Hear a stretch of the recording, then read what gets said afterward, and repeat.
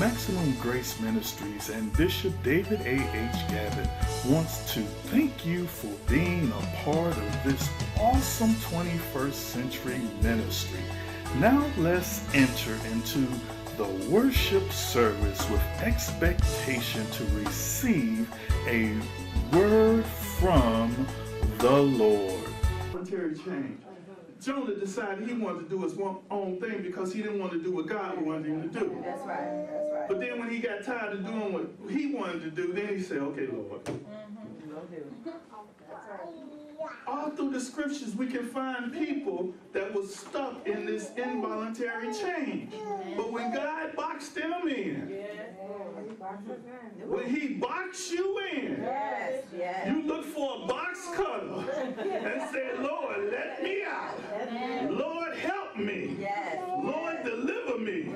Lord, set me free. Amen.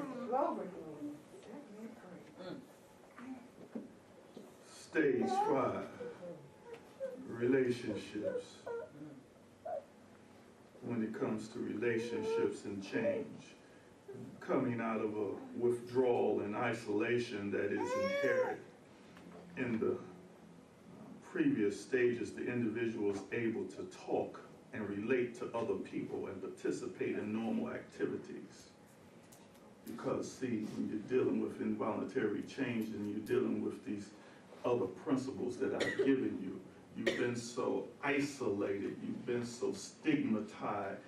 Anger causes you to withdraw. Blame causes you to belittle yourself if the other person hasn't already done that. Hello, somebody.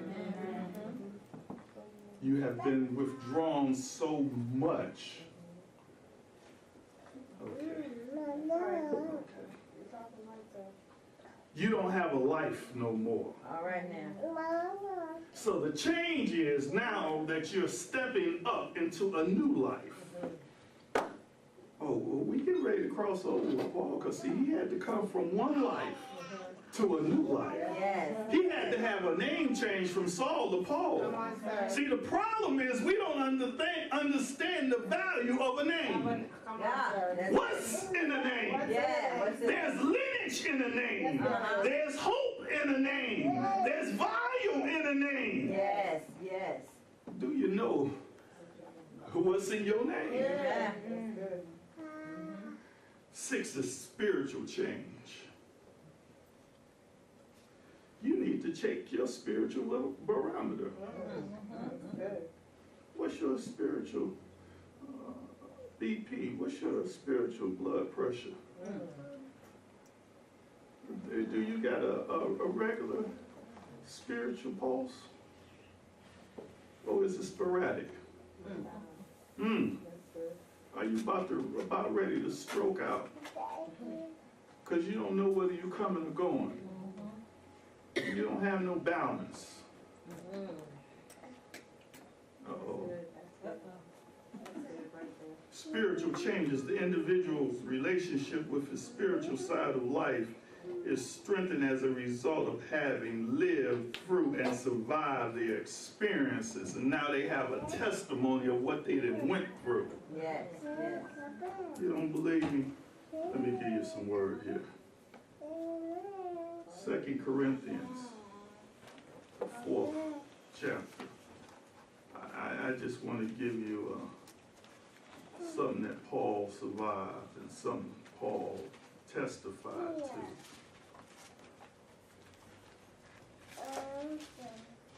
I know Elder Hill probably know it by heart. I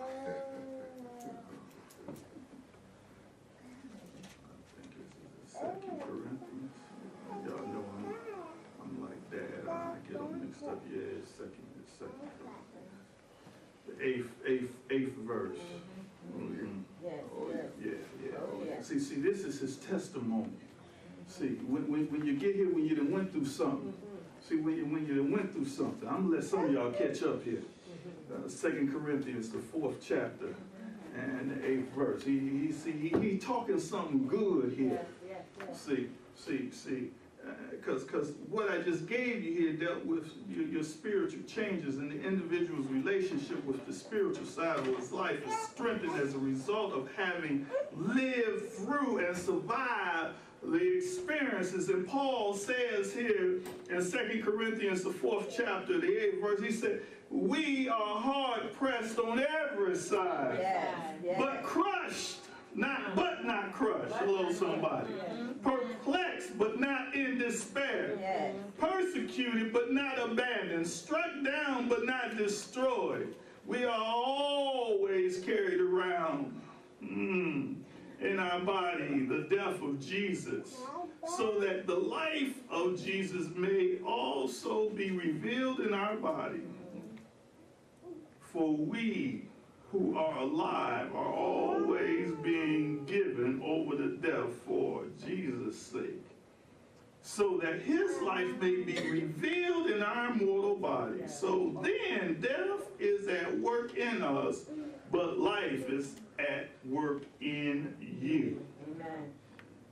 We are hard pressed on every side, but not crushed. That's right. Not crushed. Not crushed. Hard pressed. I got issues going on. You got issues going on. We got situations going on in our lives. That's right. But they ain't taking you out. That's right. That's it. But that's dealing with your spiritual walk. If you don't have a spiritual walk in Christ Jesus, they gonna take you out. Yes. Perplexed, but not in despair. Persecuted. Why are you going to be persecuted? Saul was saying before he became Paul, hey, I'm going to get a letter so I can go into the synagogue, so I can persecute Christians, the people of the way. The way, the truth, and the life. Those who are following Jesus Christ. Yes. I'm going to crucify them because they know the truth. That's it. They're carrying the light. But then he saw the light. So if you're being persecuted, if the people you're associated with are bringing you down, you need to stop associating with them. That's right. Amen. That's right. Amen.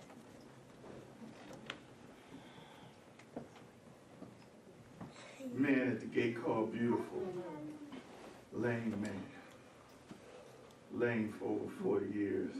38 plus years. Man. Had his hand out. Looking and begging for alms.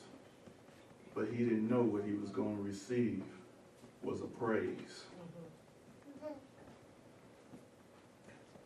And when he reached out that last time, see, one looked up, he reached up. Come on, And when somebody. he reached up, he got up. Yes. And when he got up with a praise. And when he got up with a praise, he praised to let everybody know that Jesus was Lord. And he didn't care who saw him praising God, because he praised into the synagogue. And the only thing people could say was, aren't you the one that was begging? Yes. See, people are stuck in your change. The change of who you used to be. But they ain't ready to accept who you are now. Amen.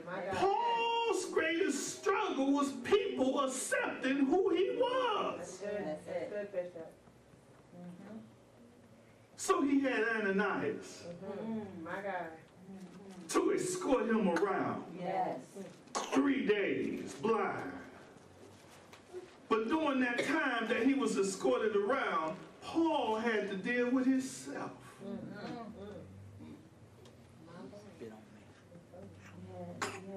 It says, the text said, he was escorted around.